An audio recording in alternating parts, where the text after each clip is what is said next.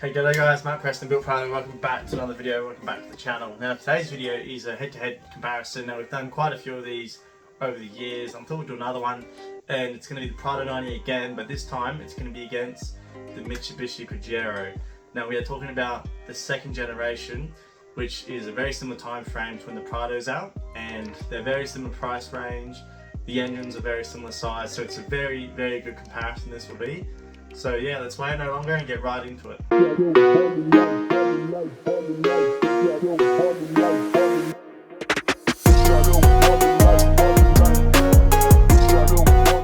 Okay, so let's get into the years that were made. Now, the second generation Pajero was made from 1991 to 1999. And with these, we are going off the Japan, because I know in some other countries they made them a bit longer or a bit sooner. So I'm going to go to Japan because like all those Prados and stuff, we get them from the Japan sort of side of things. So we're going to go with that.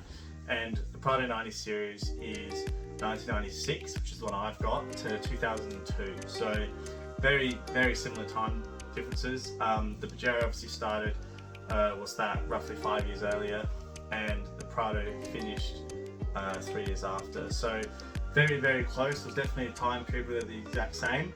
But from what I understand, the Pajero at the time, especially the first generation, was a hot hit to the market, and then Toyota obviously had to make one but better, and then obviously over time it sort of outsold the Pajero and kicked it out of its own class, if you will. So as you know, the Prados today are very well known. They're a good D4D motor and they're everywhere. Yeah, the fourth generation Pajero, which was made from 2006 to 2021, that was a very, very popular Pajero. They were like everywhere at the time. They still are. Very good for caravan towing, and that's a long time to be in production for. 2006 to 2021, that's like 15 years. So very impressive. None of the Prados never had that long of a production line, but it just goes to show that they stuck with that model for longer. And obviously, if they don't really make it anymore, they sort of discontinued it, and then made the Pajero Sport, which was a bit different. And they sort of like stepped away with that, if you sort of will. Whereas you still got the Prado 150, which is very popular, and then obviously the 250 Land Cruiser Prado, which will come out later this year. So very interesting how Toyota have just taken over that sector, and then this Pajero, they made like a sport model, but that is definitely not as popular as the one before it. Now the Pajeros had a 2.5 litre diesel and a 2.8 litre diesel, and then the Prados obviously had the 3 litre diesel, which was the 1KZ, I'm pretty sure, and also had the 1KD. So similar size engines, as we know, both very reliable, both very good. Well, the main petrol variants that the Pajero had was a 3 litre V6 and a 3.5 litre V6. And then the Prado's obviously got the 3.4 litre 5ZFE V6, which is the one that I've got in mine, which is also very popular. It also had the 2.7 litre petrol, but that one's not very common, and they weren't known to go as long for distance and all that sort of stuff. So and they're also in the POV pack models, to my understanding, whereas you could get the GXL and the big one. So pretty much the motors are also very, very similar size, but in the long run, the 3.4 litre petrol engine, which is what we're comparing, will go the distance longer and further, which is proven. So I still think it's a very close call though, but Toyota are known for their longevity of their engines and all that sort of side of things. So I'm going to give this category to the Prado in terms of the engine and running time, but the Pajero is a very close second, that's for sure. Okay, so as you can see here, I've got a rough photo of them side by side to get a rough idea what we're going with here. Now, from a glance, they're very, very similar looking design, as you can see. They both have these big sort of plastic flares that go up on the arches, and you can also see here that they're both sort of a grey colour. I honestly think this Prado was designed heavily based off this, because they look so similar, okay, but this is just older. Now, in this model particularly, the mirrors are both chrome, roof line's the same, V6 badge, grille, lights, indicators, all in the exact same spots on both sides. Now, I think this is a Japan model. We don't get that bumper here in Australia, and same with this doesn't look Australian at all. But you can very much see that they're very, very similar designs. Now, they both have alloy wheels as well, and they both have the same size tyre, okay, which is about 31-inch tyre. So from a glance, very, very similar. One thing I have noticed is the Prado has the back window here, it sort of pops open with the hinge, whereas this is more of a 80 series style where the glass actually slides back and forth, just half of it. So that is one difference we can see. But they both have side steps, and there's not much more to say. They're very, very similar. I can't stress that enough. Okay, so we have the photo of the rear. You can see here that they're very similar. Yet again, it's crazy. Like they always have the writing in the same spot. The Prado does have the little grille on the side here, which we all know. The Pajero doesn't have that. And I guess you would say that pillar is a bit smaller than the Prado one. Like the windows are a bit bigger there as well. And bumper's pretty similar. I mean, there's little reflectors in that one. And the rear door section's the same. Number plate with the little handle there. Lights a little bit bigger in this. That's got a wheel cover. They come with wheel covers. Lights at the top the same. The gutter mount on this rack goes the whole way around. Whereas on here, on the Prado, it just goes there and stops. Whereas this goes around the whole back. So that's interesting. That ladder, don't worry about that. That's just a Japan spec. That's different. This does have a keychain for that to be locked, which is interesting. This one's more modern. The fuel cap just is from the inside. You pull a lever and it unpops. But yeah, very, very similar is what we're getting at here. The Prado 90, the rear tank's always known to hang very low. You can even see it in this photo here. Whereas on here it looks a bit more up under the car, which is nice. And then this, also like the GQ Patrols and like Series 4 Patrols, they have an extra hook here. It's a bit weird, but it's on the chassis and it stabs through the rear bumper. Prado doesn't have that at all. So overall, very similar. This car's a bit newer, so in my preference, this looks a bit more modern and updated, which it does. Whereas this is a bit older, but also, you know, lots of this is based off this, so, you know, it is what it is. But the Prado, I think, gets the design award, but also it's a bit unfair because it's a bit more modern, okay? So that's why. Okay, for the interior, which is obviously very important, if you're driving this every single day, you want it to be nice. So the way I see it, you know, this is obviously more modern, so you expect it to be better. This is still quite nice. Now, these photos here, these are both top of the range models, so they've got that wood grain, which was a popular era back then. But this one here, you can see automatic gear lever, four-wheel drive, not as much space to place things for the center console, whereas you can't really tell in this photo, but there's a big flat area here and you can put lots of things down, which is like mine, can confirm.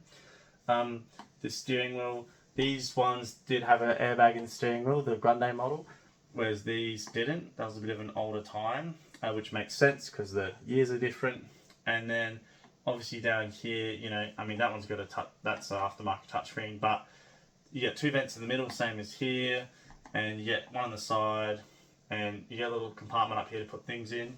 This one doesn't have one, but it does have an upper glove box and a lower, so it's got more storage, which is good. This has got electric mirrors, okay? Don't think these have electric mirrors, I will say that, but this does have a nice little model of the wheels, and you can see when you're in full drive or not, whereas this sort of doesn't really have that, so that's a good one for the old Pajero. They sound so similar, it's hard to get the difference. And then, you know, on here we've got a clock. Some models here have the sub-tank reader, which is what mine has, whereas this doesn't have that, it's just got its tank up in here. And then speed, revs, and fuel.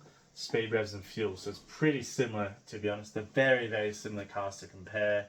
And a lot of this, I think, has been based off this. So it all makes sense. But just the fact that this is sort of newer, and my model especially looks quite a lot nicer than this, hasn't got the fake wood, I would almost give it to the Prado 90 series for the interior. But it's sort of not fair. It's a newer car, so it's sort of winning every category because it's just it's meant to be an improved version of this. It's not really fair. I feel bad for saying Prado. I feel very biased, but I think the Prado wins the interior. Okay, now price. This is an important category. So you can see here, like, you know, this one's been up for a little while. It's got 415,000 Ks and it's 8 grand for a petrol. So that's a rough guide. This one here, what's this? 12.5 grand and it is petrol. So you can see this one's a lot more, 247. That's kind of lowish for these sort of cars, and it's the top of the range. Oh, and it's the second owner, so that's probably why it's a little bit much. But you get the idea that a lot of these are, you know, borderline 10k realm, probably between 7.5 to 10k. Now this one's also petrol, 7.5k, 335 Ks. This is just a quick glimpse at these. That's with a few 2-inch live 32s. So you get, I think that's a pretty rough gauge of price between 7.5 and 10 grand. Now that's for the petrol model. Now this one here is quite a lot cheaper, and it's 4.9. It's about 5 grand. K's are pretty low. To be fair, the body in this looks pretty rough, but you get a good idea of the price. So I'd comfortably say around 7.5, because 8.5 here. What's this? 5.5, 11 grand. Yeah, so I'm pretty happy with that. Now if we go to Pajeros, what have we got here? So 2.5 grand used to be 3 grand. This one's here is 13 grand. So we'll have a look at this one here. So this is a diesel, okay, so that's probably what's a bit more. Looks in good condition. So you can see why that would be a bit more. Do we have any other petrols? First thing we're noticing is there's a lot less of them in terms of availability. We've got another one here, but it might be a wrecking one. Yes, it is. Okay, so immediately noticing there's way less of them on the market.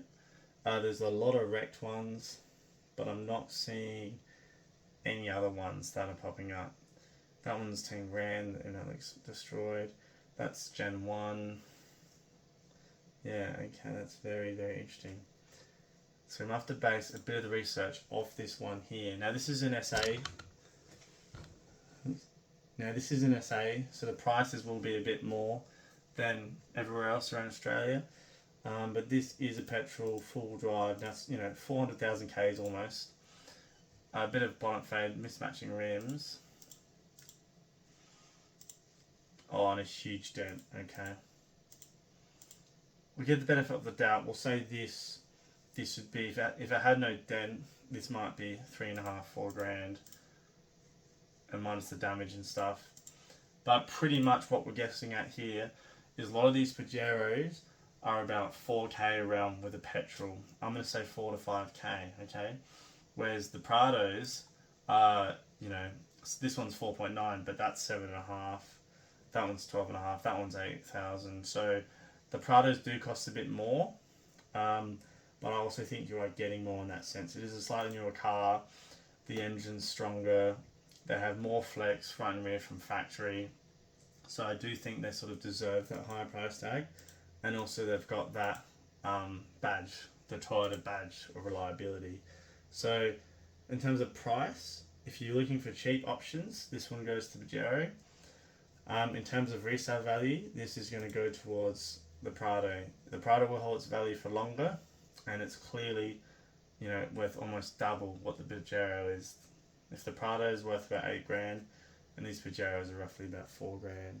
So after looking around, I'm going to give the aftermarket support to the Prado 90 series. So it does sort of make sense. There's a lot more of them, and it's Toyota, and they're sort of a bit newer. So you're going to get a bit more like, eBay sort of stuff. It could be anything from full bars to weather shields to, in terms of roof racks, they're all sort of the same. They'll mount on, no worries. But all these little niche items, the Prado does have it. So, and the Prado's obviously got the whole Japan spec where you can get the fiberglass front lights and that sort of stuff, whereas the Pajero doesn't have as big of a support for that sort of side of things. Most of their cars were the exact same essentially. Whereas the Prado, they made a few different types of them. So in terms of aftermarket support, I'm going to have to give it to the Toyota, to the Prado, mainly just because it's a bigger brand and there's just more of them in Australia, so there's a bit more of a market for them there. So this one's going to the Prado. Now, in terms of fuel consumption, the Pajero uses about 15 litres per 100. That's 3.5 litre petrol, about 15 litres. Now, the Prado 90 series, these are both stock by the way, uses about 13 to 15, sort of just depends on the model and how old it is and all that sort of stuff. So pretty much neck and neck, but the Prado does generally have a lower reading at about 13 litres. Now, so this one's going to just have to go to the Prado essentially, just beats it slightly. It is a newer car, it should have better fuel, so it sort of makes sense. And the Prado, is all-wheel drive, but it's still getting 13 litres, so it is what it is. 13 litres today is actually quite a lot. That's kind of really bad in some sense, but back then that would have been great. So this one goes to the Prado for fuel efficiency. Okay, now center locking diff. Now the Prado 90 does have a center locking diff. You simply, when you drive in all drive, and then you can put it into low, and you put the neutral, put it in low with a full drive gear stick, and it will come up with a little icon, center locking diffs on. That's great. So obviously, it's not as good as a front or rear locker, but it does do the trick for those situations that need to get you out of trouble. And the research I've done on everywhere, essentially, the Pajero also has the same thing, a center locking diff. Yeah, so it was a factory option to have a center locking diff in the Pajero as well. So they both win this category. That's a tie. Well, there you go. So that's a pretty quick sort of summary of the 2v2. So overall, Prado wins interior, fuel economy, capability off-road. The locking diff situation side of things, factory is the same. The Prado is newer, so it's going to have a bit better safety, and it does have an airbag in the higher models. In terms of value for money, Pajero is the option, but in terms of resale value, the Prado is the option, okay? And there's a lot more Prados on the market, so there's a lot more aftermarket support in that category as well. And besides that, that's pretty much everything covered. So looks can sort of be up to you, it's a personal thing, but the Prado, in my opinion, does look a bit more modern and up to date, and it should be because it's a newer car. But very, very interesting comparison, this one, because a lot of the interior features and exterior features were nearly identical. But in the end, this will go to the Prado 90 series just because it is slightly better in about 80% of those categories. So hopefully this is a fair comparison. If you agree, let me know down below. If I've stuffed something up, also let me know down below. And if you want any more of these videos, let me know, because I do not mind making them. But if there's any cars you want to see a comparison of, let me know. Till then, guys, catch you guys next time here on Built Prado.